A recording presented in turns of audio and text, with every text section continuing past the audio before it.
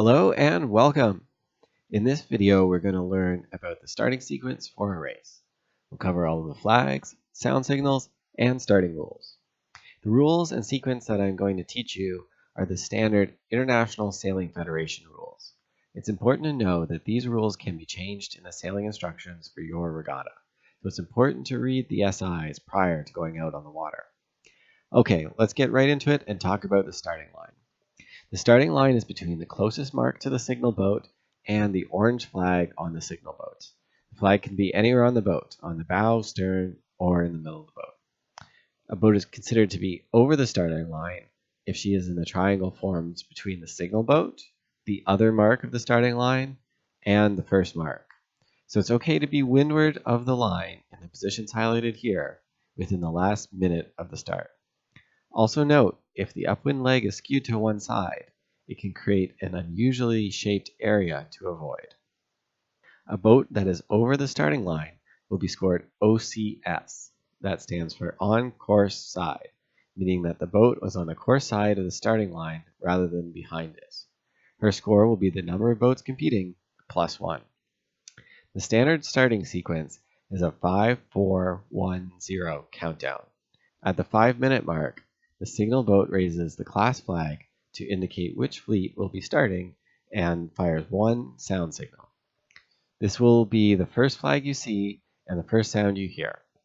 If you're not in the starting fleet, you should keep well clear of the starting area. At the 4-minute mark, another flag is raised to indicate which starting rule will be used to start the race. We'll talk more about possible starting rules later on in this video, but for now, I'm going to show the P flag. The reason we do 5 and then 4 minutes is to allow you to sync your watch.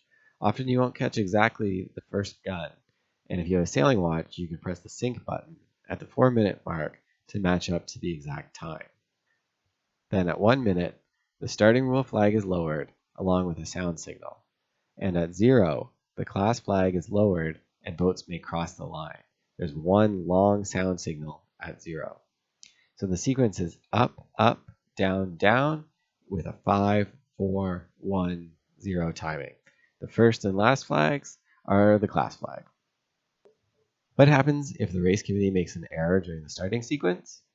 If there was an error such as forgetting or mistiming a sound signal, or if the wind shifted and the line is no longer fair, then the race committee will raise the AP or postponement flag along with 2 sound signals. This flag may also be used outside of the starting sequence anytime the race committee needs to indicate to the fleet that the next race will be delayed by more than 5 minutes. When it is time to start the race again, the race committee will lower the AP flag along with 1 sound signal. The next flag and signal will be the 5-minute countdown for the next race. If the error was detected after the final signal, then the race committee will raise the N flag to abandon the race rather than AP. The N flag goes up with 3 sound signals. Now what happens if someone was over the line early? There are 2 possible situations: when the race committee can identify all of the boats and when they cannot. If the race committee cannot identify all the boats, for example, if one was hidden behind another one, it would be unfair to let some boats get away with an early start, and so we restart the whole race.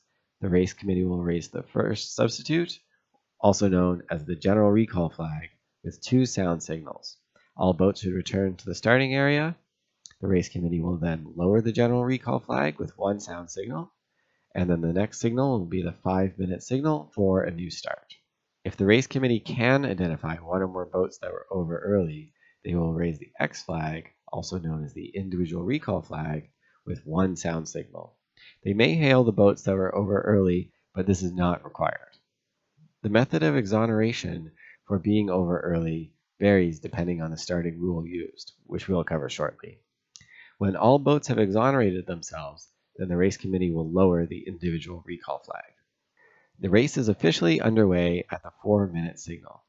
This means if you foul someone between 5 and 4 minutes, you don't need to take a penalty. It is also allowable to paddle or do other actions that may not be permitted by the rules between 5 and 4 minutes. If you do foul a boat after the 4-minute signal, but prior to 0 or go signal, then you can and should take your penalty during the starting sequence. Not only will you save racing time by taking your penalty before the start, but you also be sure that the exoneration counts. To be valid, you generally need to take your penalty within about 20 seconds of the incident. If you wait until after the start, then you could still be thrown out of the race. There are 5 common starting rules that can be used. The first is the P flag, which is commonly called the dip start rule. Under this rule, you may not be on the course side of the starting line at the go signal. If you are, then you can simply sail back through the line, making sure that every part of your boat crosses behind the line, and then return through the starting line again. You may also sail around one of the ends of the line and back through it if you wish. Either end of the line is fine. Typically, you would do this to avoid traffic, and if you're already close to one of the ends. When you're returning to the course side of the line, you lose all right of way and must keep clear of any boat that is not returning. 2 boats that are both returning, normal right of way rules apply between them. The P flag is the most commonly used starting rule. The I flag is known as the around the ends rule. When this rule is in effect, any boat that is over the line after the 1-minute signal, not the go signal, must sail around one of the ends of the line and restart. If you do find yourself over the line at, say, 20 seconds, your best bet is to start sailing around one of the ends immediately. You don't need to wait for the go signal before you can begin taking the penalty. When the black flag is used, it means that any boat that is over early in the final 1 minute before the start of the race is disqualified from the race. There's no way to exonerate yourself under the black flag. If the race is restarted, for example with a general recall, then any boat disqualified may not participate in the restarted race. The race committee will generally try to hail these boats. The U flag is similar to the black flag, except that if there is a general recall or abandonment, then a boat over early will not be disqualified. Under a black flag, the race committee will disqualify any boat that they see over the line, but they may miss some boats, for example if there is a general recall. This can be unfair to those who are not seen relative to those who were seen, and so the U flag is seen as a little bit fairer version of the black flag. Note that under the U and black flags, the race committee will still raise the individual recall flag, even though there's no way to exonerate yourself. The last starting rule is the Z flag, or scoring penalty flag.